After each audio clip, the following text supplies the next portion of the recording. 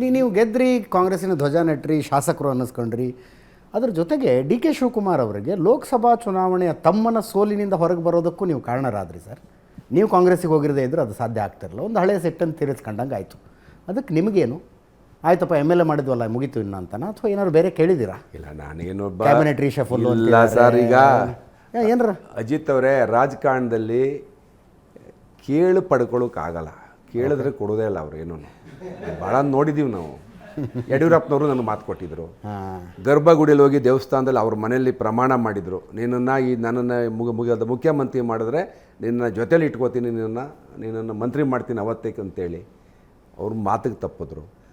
ರಾಜಕೀಯದಲ್ಲಿ ನಾನು ಯಾವುದೇ ಮಾತು ಭರವಸೆಗಳಿಲ್ಲ. ಅಂದರೆ ಇದನ್ನು ಸುಮ್ಮನೆ ರೂಪಕವಾಗಿ ಹೇಳ್ತೀರಾ? ನಿಜವಾಗ್ಲೂ ಹಿಂಗಾಗಿದೆ? ನಿಜವಾಗ್ಲೂ ಸರ್, ನಾನು ಸುಳ್ಳು ಅವ್ರ ಮನೆ ದೇವರ ಮನೆ, ಅವ್ರ ಮನೆ ದೇವ್ರ ಮನೆಯಲ್ಲಿ ನನಗೆ ಪ್ರಮಾಣ ಮಾಡಿರ್ತಕ್ಕಂಥ ಅವತ್ತು ವಿಜಯೇಂದ್ರ ಪಿಕ್ಚರಲ್ಲೇ ಇರಲ್ಲ ಸರ್.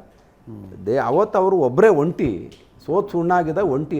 ಅಧಿಕಾರ ಬರ್ತಾ ಇದ್ದಾಗೆ ಕೊನೆ ದಿವಸ ಎಂಟ್ರಾಗ್ತಾನೆ ಮಗ, ಪುತ್ರ ವ್ಯಾಮೋಹ, ಪುತ್ರ ವಾತ್ಸಲ್ಯ. ಹಂಗೆ ನಾನು ಹೇಳ್ತೀನಿ, ಈ ರಾಜ್ಯದಲ್ಲಿ 2 ಕುಟುಂಬಗಳು ಮಕ್ಕಳನ್ನು ಬೆಳೆಸೋ ಪ್ರಯತ್ನದಲ್ಲಿ ಪಾರ್ಟಿನ ಬಲಿ ಕೊಡ್ತಾ ಇದ್ದಾರೆ. ಒಂದು BJP ಇಂದ ಯಡಿಯೂರಪ್ಪನವರು ಮಗನ ಬೆಳೆಸಬೇಕು ಅಂತೇಳಿ BJP ಬಲಿ ಕೊಡ್ತಾ ಇದ್ದಾರೆ.